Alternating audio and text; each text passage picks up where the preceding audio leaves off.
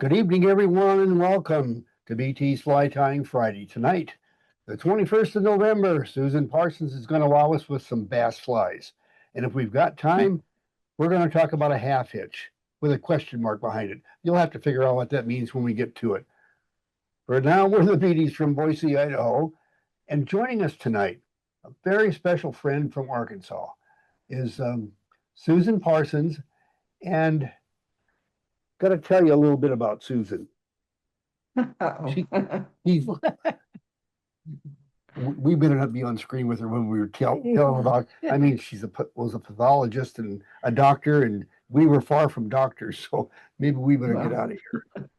Let's see. Remove spotlight. I mean, Susan Parsons is a retired pathologist who lives in Lakeview, Arkansas, and has been fly fishing and tying for 17 years. She has earned the Fly Fishers International Bronze and Silver Tying Skills Awards and has won several categories of the Sawbug Fly Tying Contest. She is on the board of directors of the North Arkansas Fly Fishers, regularly writes articles for NAFF and Women Connect newsletters. Susan truly enjoys spending time at her vise, developing her skills, and discovering techniques to tie practical fishing flies. Susan, it's all yours. You tell me when you want that recipe. okay, well, let me just say a couple things before I have you put that up. I owe a lot of my abilities to Gretchen and Al because I was kind of a low-grade intermediate tire until Gretchen and Al gave me a lot of guidance over the last 5 or 6 years, and I really appreciate it. And I think the award that they received from FFI the other night was absolutely well deserved, and I am grateful to you both for all that I have learned from you. The check's So in the with mail. that, Al, I really do appreciate it. So with that, yeah, we can go ahead and put up the Christmas tree. So this fly, I cannot take credit for. This fly was created by a gentleman who frequented T. Hargrove's Fly Shop in St. Louis, where I first learned to tie and where we lived when I was first began to fly fish. And sadly, I never got his name. But anyway, this is a great fly. It's a warm water fly. You probably could use it for trout. I don't know. I've never tried. I use it for anything warm water. I mostly this summer, in the summertime here, because the river tends to get really crowded and it's just much more peaceful out on the lake. We have pedal kayaks. My husband and I have pedal kayaks, and we go out and spend the mornings, the early mornings out there, and we'll catch 60 to 100 little sunfish and a few bass along the way. And we have caught bass and sunfish with this fly. And I have hooked several gar with it, and I've had a nice brief experience of playing a gar with a U-shaped bent over little rod. And of course, they always get off in the end or break the tippet. But it's just a very practical fly. It's my go-to fly when I'm out there fishing for sunfish, and it's a real easy tie. And you might wonder, why in the heck am I tying this thing on this program? Because it marries with the next one. So with that, I will switch to my other camera. If I can get this to go, there we are. Susan, while you're switching, do you tie that in a size 8 for sunfish? No, this is a size 10. You could probably tie it in a size 8, and you could probably tie it smaller. But what I find for the sunfish is that if you tie it too small, you catch 2 inchers all day long. And that's not really as much. Yeah, I mean, you'll okay. catch twice as many, but I prefer not to catch the little bitty guys because they're just not worth having to take off the hook. So, in my opinion, they put a little more light on there. There we go. So it's a very simple fly. So I'll just give it a quick spin here, and then I'll take this one out, and we'll get started tying this one. So I put a bead on a hook already. This is a tungsten bead, and it's one size up for the hook.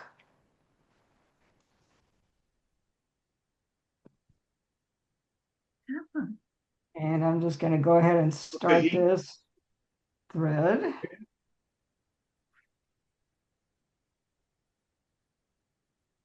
Wait, zoom that out a little bit here. Whoops, you don't want to zoom it that way. There we go. That's probably a little better.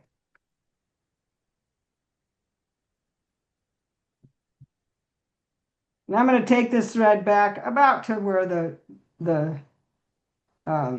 barb would have been if I hadn't smashed it down.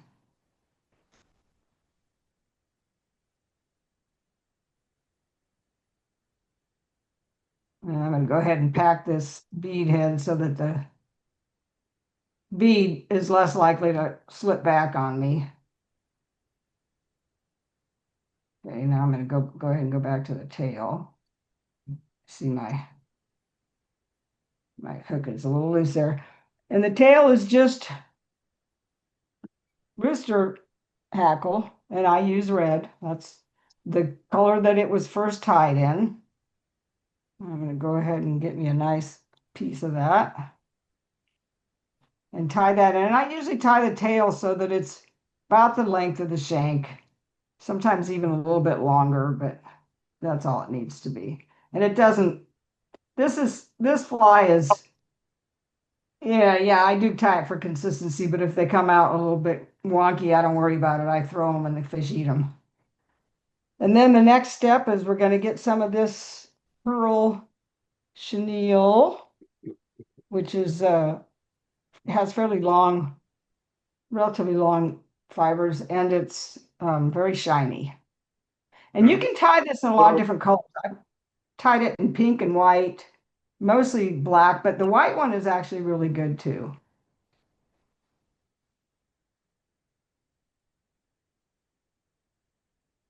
Oop, my bead is still not sticking. That's good, right? And I do use a rotary for this, although you certainly don't have to. It would be just fine to do it by hand. I just do it with a rotary because I want to be quick and I can do it real quick with the rotary. Although with this chenille, sometimes you have to stop and push it back or hold it and let it untwist because it is twisting as I wrap it on there. And then I get it pretty close right up to the bead with the chenille, and then I'm just going to catch that chenille and clip off the extra. And then I have a hackle here. It's just a rooster saddle hackle. It's grizzly. And this one might be a little long. Oh, it's good. You do want it to stick down a little bit below the gape if you can get it. But again, this fly is just such an easy little fly, and you don't have to be perfect on it. The fish are going to eat it. I actually caught I hooked a big grass carp out there on the lake with it too. I did not land it. It went deep. And mind you, I fish a little rod. I fish a Echo Gecko trout bum, which is a kid's rod. And the reason I fish that rod on the kayak is because it's short and it's easy to handle on the kayak. Now, I usually put 5 or 6 turns on this because I really want a nice hackle on there. And as I catch it, I really cinch down on that so that it tightens down. And that's pretty much it on this fly. So now I'm just going to put a whip finish on there, hopefully not catch any fibers. Okay.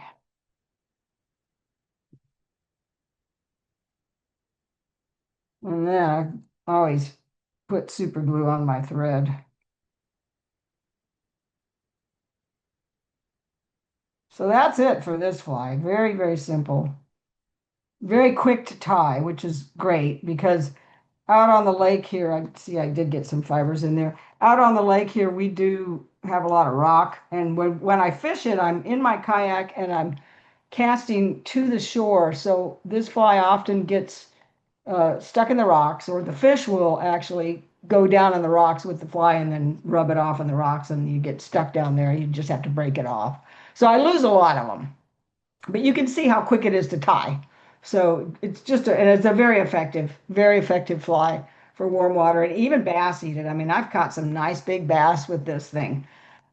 So the reason that I wanted to tie this fly is because it leads into the next fly. So we have, Let's answer some questions if any for Susan before okay, we go to sorry. the next one. No, no problem. Any questions for Susan? Yeah, Susan, is that a 2XL hook? No, it's a, well, let me double check. Okay. It is no, this is the Dairiki, but well, it's a Dairiki box because this is how I store my flies, but it's actually an Umpqua. It's 1X strong, 1X long. So there's the Umpqua. That's backwards, isn't it? Okay. Cool. Thank you. Yeah, so 1X long, 1X strong, yeah.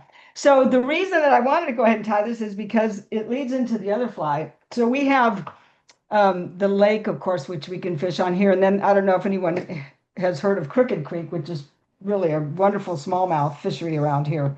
And we went to Crooked Creek and we got there late in the day. It was not the right time to be there, but we thought, well, and we were kind of exploring things and checking out where we might put in our kayaks actually. So, but we took waders because we knew the water was low and we weren't going to be able to put the kayaks in. So we just went to kind of check things out. And then we went ahead and waded up and thought, well, maybe we'd catch a few things. So while we were waiting and playing around in Crooked Creek, I thought, well, we're not going to catch any bass because they're pretty, they're a smallmouth and they can be kind of fussy. And so we thought, well, maybe we'll catch some sunfish. And sure enough, I was catching sunfish on this fly. And then I had a bass grab the sunfish as the sunfish was darting around it as I was playing it. And I thought, well, that's interesting. But I played that bass for several minutes and I thought, wow, it must have knocked the sunfish off the hook and I've actually hooked the bass. So I get the bass almost to the net and it spits the sunfish out and swims off. And then I release the sunfish and it swims off. So I thought, that was interesting. So then I went to another spot in the creek and it happened again. Same thing. It's a bass grabs a sunfish, grabs onto it long enough that I play it for a few minutes, but then spits it out as I'm about ready to land the bass. So I thought, I've got to tie a fly that looks like a sunfish. So I came home and we had dinner and I sat at the vise with a glass of wine and I looked through what materials I had and I came up with another fly. And when I got done with it, I thought that's a pretty good looking fly. And I went ahead and took a picture of it and I text Al the picture of the fly with the glass of wine in the background. And I said, I'm not drunk. If this fly catches fish, I will tie it on the program. So here is what I have called the Sober Sunfish because I wasn't drunk. And there he is. And lo and behold,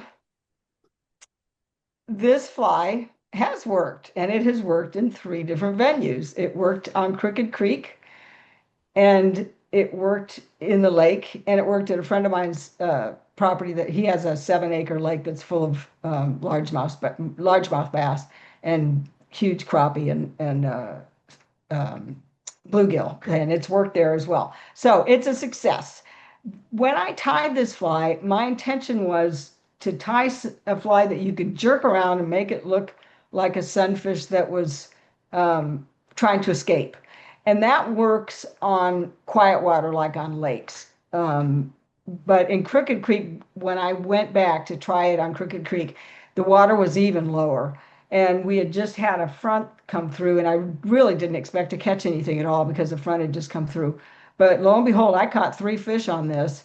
But at that time, it was in a place where the water was coming through a fairly good rapid, so there was a lot of turbulence in the water, and I think maybe it gave the same effect of the sunfish kind of jumping around because I really intended to create a fly that you would jerk around, short little strips one way and then the other, just real short, almost jigging it, but side to side so that it would look like a sunfish that's been stunned or struggling.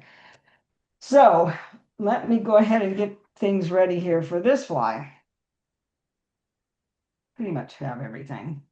Just need to get a hook in. And this is definitely a little different. I've never seen anyone do what I do here, but maybe somebody does. Usually somebody has already done what I figure out. So this is a streamer hook, ST50. This is a size 6. I did tie it into size 4, but it was kind of too big. I couldn't throw it. And this is a 2X heavy, 6X long. So this is a long straight shank streamer hook. And I'm just going to go ahead and start my thread.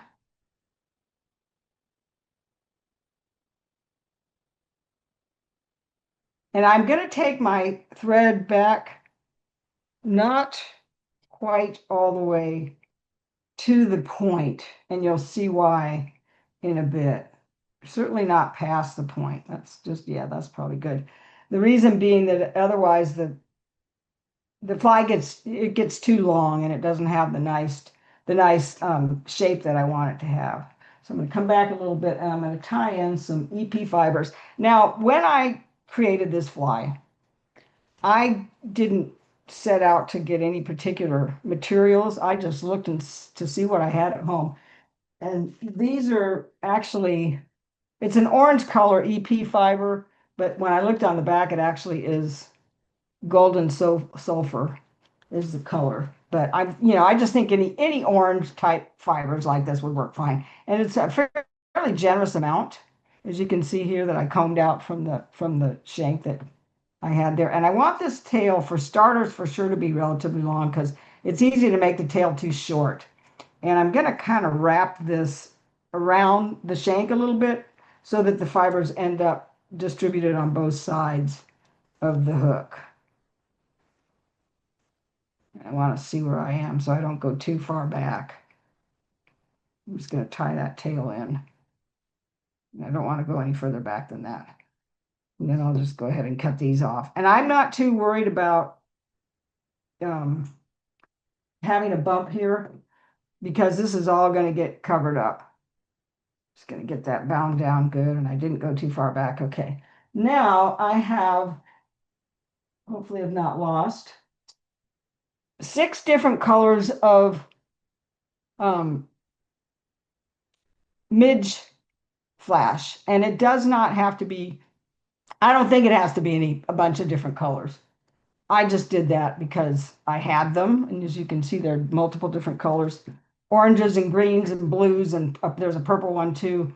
But I really don't think it matters that much if you have all these creative colors. But I just, I was being creative. I was drinking at the vase. I was not drunk, however. So I was just playing, really. So I pulled out all these different colors of midge fibers and of midge flash and threw them out there. And now as I put this on, I want to make sure that these sort of get distributed around the tail. And then I'm actually going to double them back so that I really have a nice bunch of fibers of these midge flash strands, I should say, not fibers, distributed on both sides of this tail. And again, I want to be careful I don't go too far back on that tail. Now I'm just going to trim these off for the moment, and I'm going to kind of trim them off unevenly.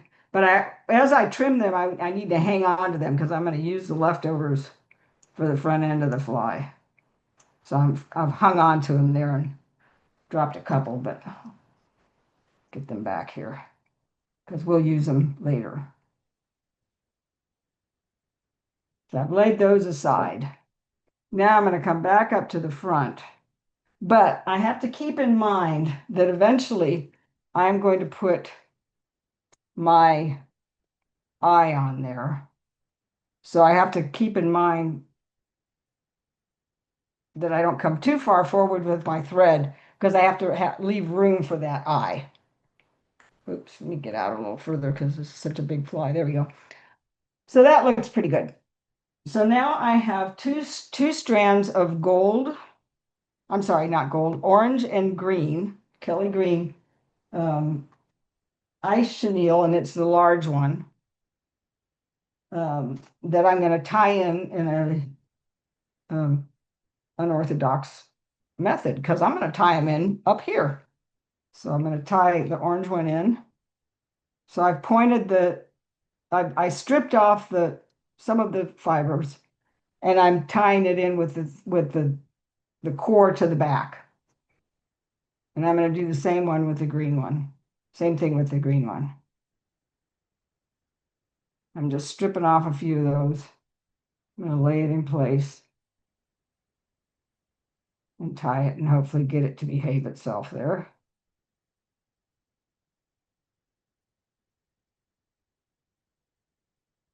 And now I'm going to take my thread all the way to the back. Yeah, I think I'm okay there.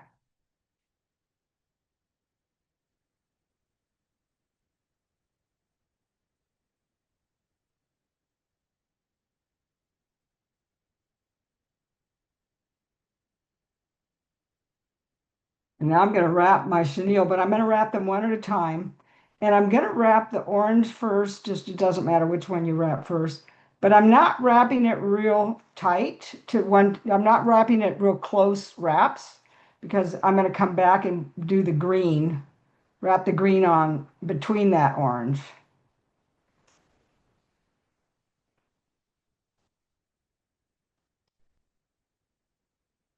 And I want to be a little bit careful I don't get too close on that tail. Trim that off. And now I'm going to wrap the green the same direction and try to get it down between the orange so that they both are visible. Make sure it's good on this side too. So now I have this green and orange chenille body.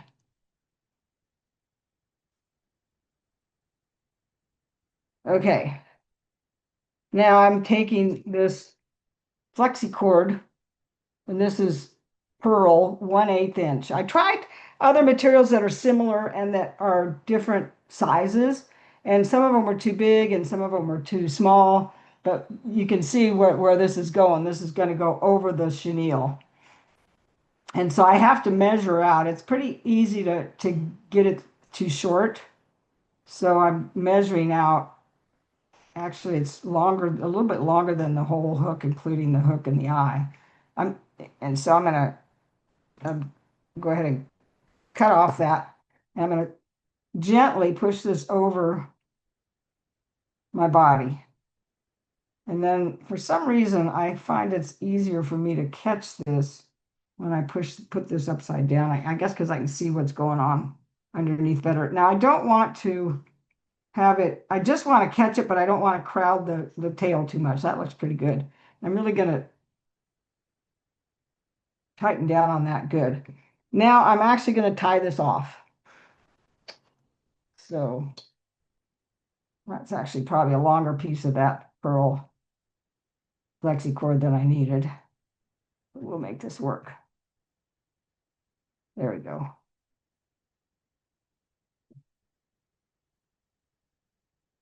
So I'm going to put some super glue on that to make sure it doesn't come undone on me.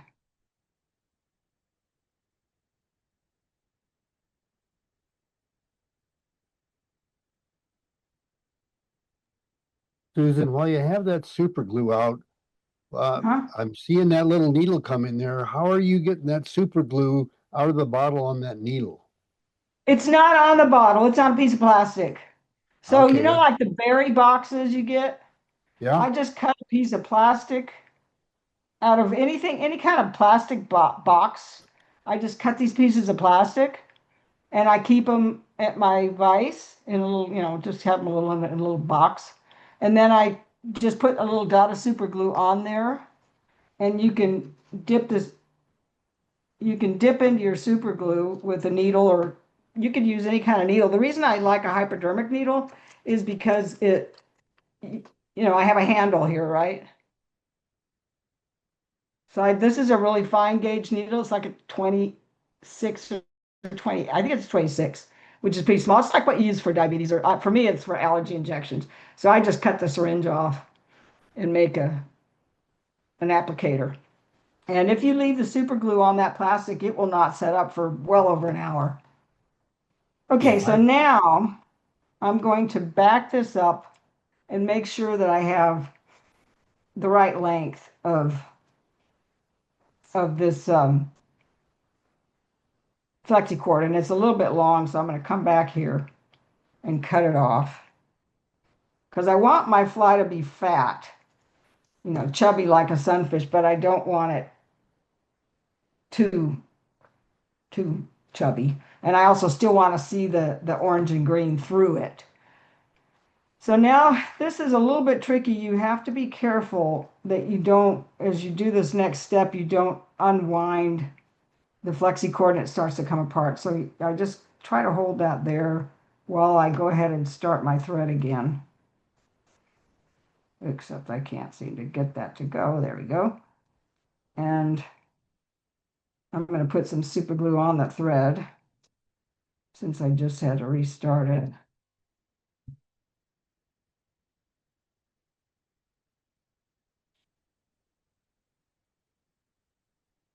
And then I'm going to go ahead and come in here. And I'm going to go right back to where I stopped my body. And I'm going to bring my flexi cord forward. And I still think it's too long. So I'm going to once again cut a little off because I want to catch that flexi cord so that I still have a nice chubby body, but I don't have all this flexi cord fibers getting in the way of the eye of the hook. And catch those like that. So I'm going to back that up just a little bit. May have to trim some of those, and I did not catch them all. So I need to get in here and get those ones to get under the thread and get caught. Okay, that looks a little better. But before I do anything else, I'm going to trim these away from the eye of the hook, or we're going to have trouble later on the stream. Okay, now I want to have a nice base for my eyes, which I'm going to put on next.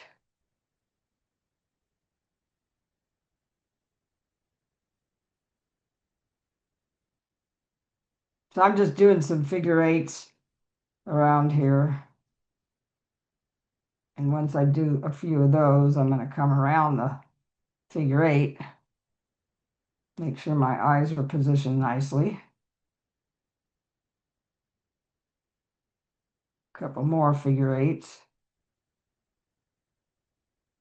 Okay, I'm pretty happy with that. Now, I'm going to take about half as much of the EP fibers as I had for the tail. I had another little bundle here that I can't see. Oh, there we go. Okay. So these are going to form my little wing. And before I even put them on, I'm going to kind of just make them a little bit more uneven. I don't really want them to be straight. You can pull them out a little bit. Because I want this to be more natural and kind of messy looking back there. The whole fly is kind of a mess. So I'm going to come in here, I'm going to lay that on top about the length that I want, which is about a half or a third to a half the length of the body of the fly. I'm going to just come in here and catch these. And if it's a little messy, I'm not worried about it. A little bit longer could be fine. And like I did with the tail, I try to get this to wrap around the body of the fly a little bit so that it's not just on top.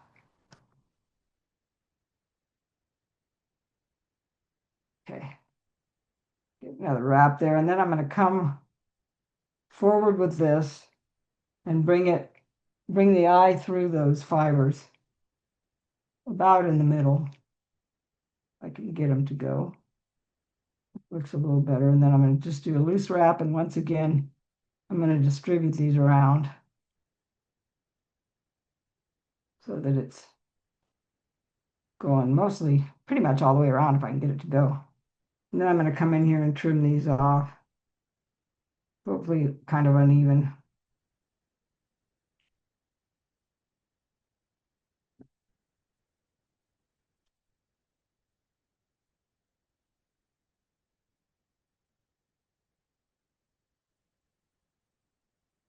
Okay. Now I'm going to take my leftover midge flash, and again, I'm going to spread them so they're kind of all uneven.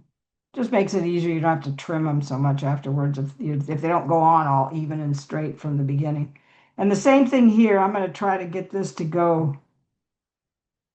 get these to spread out around on top and to the sides.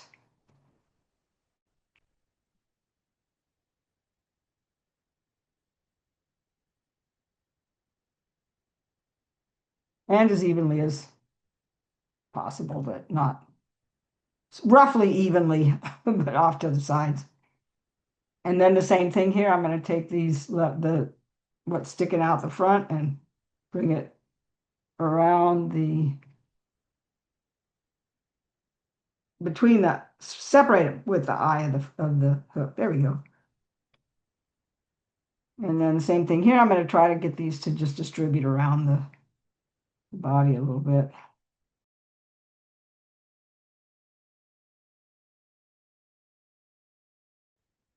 A few wraps there just to make it look a little cleaner, and go ahead and whip finish it. And once again, hit it with a little super glue.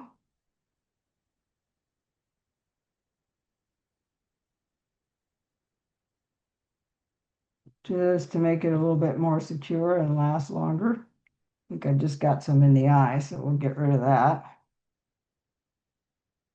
Okay, now I'm just going to come in here and trim off some of these midge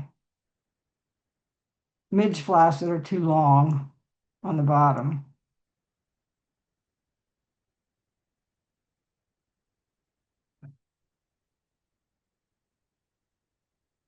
Redistribute those ones a little bit. And then in the water, all this sits down against the fly nicely. And that's it.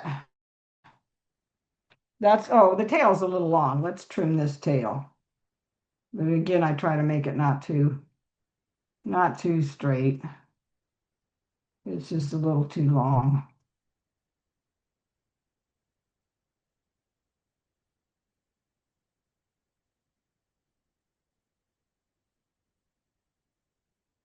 Oh dear, way too straight. Oh, that looks a little better. So that's the sunfish. We just love All that right. fly. Oh my God. If we Isn't that said you were a funny? case of wine, would you develop flies for us? You know what's funny is when I created this, I thought, that might work in saltwater. It probably would. You know what I really grabbed my attention is the color that shows through in that body. It's Isn't got that to be just cool? sunfish color like crazy in the water. Yeah. Now the one thing I will say about this fly is when it gets in the water, unless the water's turbulent, like if it's in a lake, it takes a long time for it to sink, and it's because of all this material. I guess it holds water, or it's just not, it's fairly buoyant maybe. But so for the lake, because I fish that little kid's rod, that I don't care if I drop in the lake, because you drop a rod in the lake, it's gone. You drop it, off of a kayak, there's that risk. Um, so it's not a very hefty rod. So if you're going to fish a lighter rod, I think you'd probably need to tie it like with this hook that's not as heavy as I have tied it in a size 4 with the same eye. Um, and that's too heavy for that little rod. So depending on what weight rod you're going to use, you may have to adjust the size of the hook, because obviously the next size hook is heavier. Or you could put on a bigger eye. This is a small dumbbell eye. You could maybe go with the next size up, or play with other variety of dumbbell type eyes. It doesn't have to be this particular brand, but you could play around with the weight of the eyes and the weight of the hook, depending on where you're going to fish the fly and what kind of rod you're going to use. Couldn't you just wrap some lead on it too and add some weight that way? You could, you sure could. I hadn't thought about that. Um, Mostly I'm chucking this fly with that smaller rod, and that rod it's a fiberglass rod. Maybe if I was a better caster, it wouldn't be an issue so much. But I just have to be careful. If it's too big of a fly, I just can't throw it very far, not very well. So this is a pretty good size for what I'm doing, but you can do Susan, anything you want with the weight. Susan, with the size of your dumbbell eyes, does that ride point up? I think yes, in quiet water it will. I think if you get into really turbulent water, like that spot I was fishing on Crooked Creek, I think it goes whichever way the current takes it. But in quiet water, it absolutely will. It'll ride like a kind of like a clouser minnow does. It's the same idea, right? Same kind of eyes that you put on a clouser. And I guess the one last question I have is, with a little bit of red, currently in the presentation you have it above the eyes, and of course, if it's riding upside down, would that give it a little more reddish look or bleeding aspect? You can sure try it. I hadn't thought about it, but obviously I use green thread here because it matches the body, but you could use red thread. Well, Susan, thank you so much. Sure thing. We really appreciate that sunfish. That sunfish has got a home here in Boise already, just across Well, all town. right. Yes. Christmas present. Yeah. Christmas present for the grandson. Anyway, tonight's tip. It's a different half-hitch tool is how we started out. What we're going to do is we're going to start with a look at the fly tying materials area. And as you can see, I just got some junk here because our main thing is to talk about the half hitch. But I've got some materials here to tie a fly, and I'm going to do that. And I just got some wing material, which is CDC hen cape, CDC rooster for the tail, some dubbing wax, and I've already got some hackle over at the vise. So let me slip on over there and highlight this, pull the vise in so you can see what's going on here. Spotlight for everyone. Focus fly is in place. Let me get it out of there. And I'll take a size 10 hook so you can see what we're doing. The fly is not so important. All I'm doing is showing you a couple of techniques and sharing the story with you as well. And before I get any further into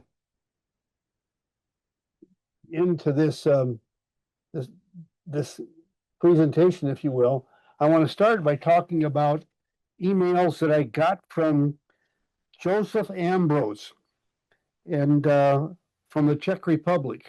Been corresponding with him back and forth, and he tells us they have a fly tyer over there by the name of Peter Vrablek. I think I'm pronouncing that probably wrong, but anyway, the guy's a pretty handy tyer based on the YouTube videos I've seen. I could not understand the language, but I didn't have to understand the language to recognize a really good fly tyer at work. And I'm going to be using a half hitch to anchor wings like he does, similar to what he does. He's so doggone cool. I could never master the technique. I'll point it out to you when I get to it. But anyway, there's that. And then the other night, while Michael Paradas had a gentleman by the name of Michael Schweit on his program, which is on every Wednesday at 8 o'clock Mountain, 7 o'clock Pacific. And you can contact Michael if you want to know more about his program and the Zoom for that. But Michael just blew me away with a half hitch tool. We'll get to that. But first, let's get to tying this fly. And I'm just using some 70 denier Danville, and it just happens to be kind of a tannish color. And I am going to start about a quarter back on the hook eye. And I'm going to wrap part of the way to the bend and then come back almost to the starting point and stop. Let me reach over here to the materials area. And I'm going to grab these CDC rooster hackle fibers, actually barbs, whatever. Anyway, this has already been used up pretty well, but geez, these are, CDC, don't you mean? I mean, the cocktail Leon. Cocktail Leon, Thank yeah. you, sweetheart. Yes. That's because that doesn't Don't, like CDC. do not listen to what I say. Listen to what I mean. I mean, I know. Anyway, I am going to get these lined up and we're going to form the tail out of that. And I want the tail to be about as long as the complete hook shank. And I'll just kind of slip that in place right there. And wrap to the bend of the hook and stop right there. I'm going to come just back a little bit further right there to the bend and then come back to the forward position. What that does is just gives us a nice under wrap. And I want you to notice that there is a slight taper to the body because I only wrap my base wrap of thread back to about the center so that it's a little thicker here towards the front than it is towards the back. Just a slight taper. That's something you can do to your own fly tying. It's not part of the pattern so much. It's just something that you can do. Now I'll reach over here to the materials area again, and I'll grab these cocktail Leon hen feathers. And I've already kind of just got them all put together here so I didn't have to fumble around in front of the camera doing that. But I just want to kind of get them to length. Oh, about as long as a hook shank. Set them in place. And I've never set my dry fly wings quill or otherwise this way. But that's what the fellow in Czech Republic did. And I said, well, shoot, his technique was cool. I wanted to see what it was like, and I'll do that. Let you see what it's like, and you can decide if it's something that you want to add to your bag of tricks. So let me get that name again. It was Peter Vrablek, Vrablec. Anyway, now Peter, at this stage of the game, does this crazy start to whip finish sort of a thing and then loops it back around the wings. And I got to tell you right off the bat, I can't do it. I'm going to throw a half hitch in here so I don't lose anything and embarrass myself. And I also want to make sure that that half hitch will allow me to get up there on top. Now, what I'm going to do is I'm going to take and do this to get under there and do a half hitch. See what I'm doing there? And now I'm just going to pull that up.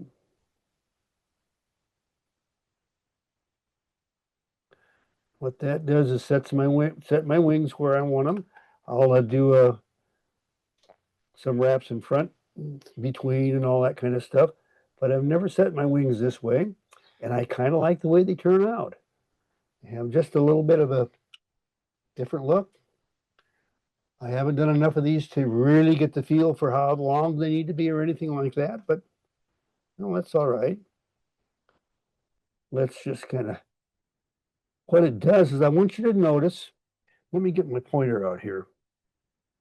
Tying the wings in this way, we have a nice gentle taper right up here.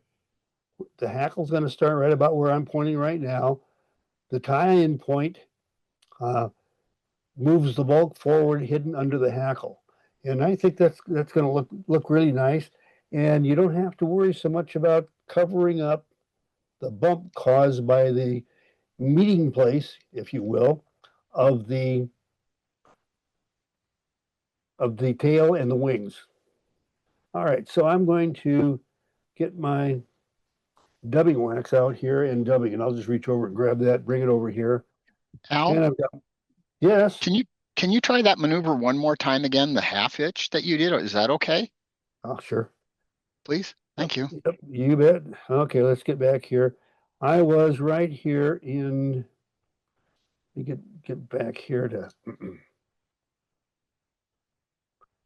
okay, I'm just going to throw a half hitch in here. Use a half hitch tool this time. And just so I can slip that right up there. Because I want that right at the front base of the wings. Okay. Now all I'm going to do is I am going to see if I can get this so you can see what I'm doing. Looped around the finger, around the barrel of the bobbin, around the wing. Whoops. Let me do a far view and see if See, it works better on a far view. Yeah, there you go. Let's try that.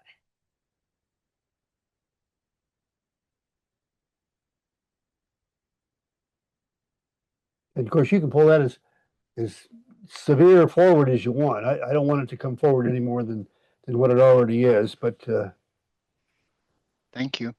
and then I'll take a couple of wraps there, throw another half hitch in. And now it's time to put dubbing on and getting ready to do the. All right, dubbing wax. Al, what's the advantage of throwing the half hook on a half hitch on there versus just putting a good secure wrap around it? I'm in a positioning wrap. John, nothing except this guy wowed me so doggone much with this cute maneuver that I just had to try it. And I tried for a week, tried every day, trying to make it do like he does it. And I ended up changing it the way I do it to get it to come out. The difference is the pull on the wing. It's going to be all the way around it when you do the half hitch. Yep. And I think it's going to pull differently. It's pulled straight forward. I think it's going to, when you have to half hitch it, if you don't half hitch it and you try to make that loop around, it pulls your wings crooked. If you do the half hitch, then you've got a kind of a knotted anchor there, so it's pulling straight along the shank forward. If that makes any sense. Yeah, that makes sense. Just our supposition, but I think it's true. Again, I couldn't understand what the guy was saying. I could only watch what he did, and I took that piece of video and ran it up over and over and over, and he was so doggone fast. At 30 frames a second wasn't enough to stop it, because I tried to do it one frame at a time, and I still didn't get it. So I came up with my own system. Anyhow, let's get some dubbing in here.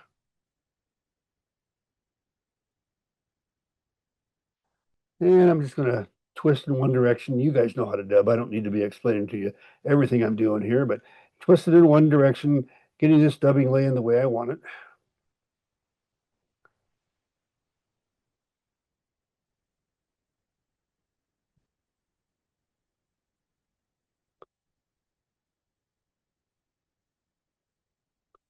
All right, there, that's looking pretty good.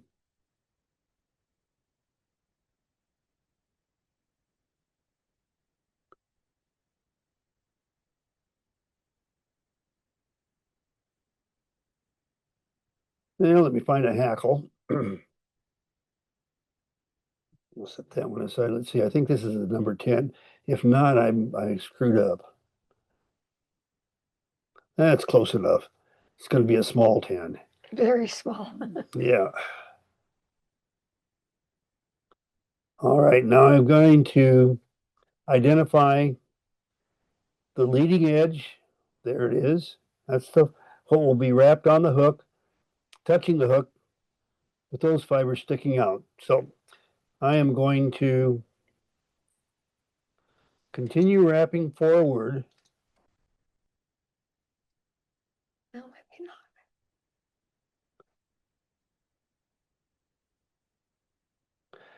One of the things that I really like on my own dry flies is hackle under or dubbing under the hackle. I do whatever the customer wants on the others, but dubbing under the hackle. And I want you to notice too that I've attached this to the front. I've got one fiber that's not going to get with the program. It's gone. And I'm going to start to wrap towards the back. There I go. or look different. And just continue wrapping towards the back. And Loose wraps. take a turn, tie that off, wiggle wrap through that. That means I'm anchoring the hackle down. And I'm just going to slip on a half hitch just for the heck of it, a regular one. And now we're going to get to what Michael Schweigt does for a half hitch. Let me first get rid of this. And I originally demonstrated this to the fellows at Project Healing Waters in Omaha. And what I'm going to do is I'm going to use my scissor points as my half hitch tool and pray like crazy I don't cut the thread. Don't you remember the other scissors worked better, didn't they? Yeah, that's for the whip finish. Oh, Okay, it's hooked over the hook. Bring it together, slide it in place, and it's done. Now, one of the things that I did find, and I never tie with this kind of scissors, I always just pick them up to do whatever thing I have to. But if you were to be holding this kind in your hand, I think it would be easier than the whisk clips that I was using to do the half hitch. to do the half Yeah. hitch, correct. Well, also these worked better. These that we got from Yeah, David Buckner, they worked good too. these are copter scissors, and that worked pretty good.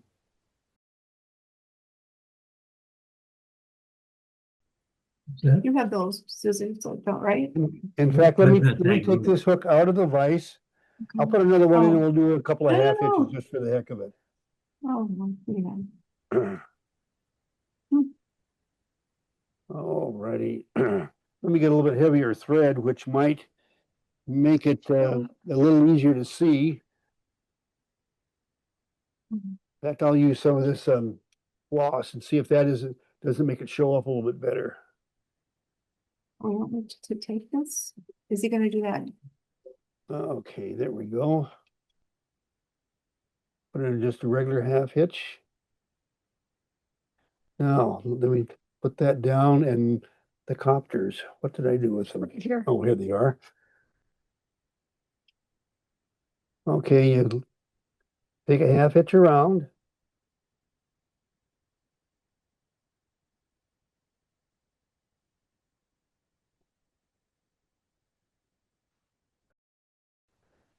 Okay, this is the time in the program when we learn from all of you and sharing on BTs at Fly Tying Friday.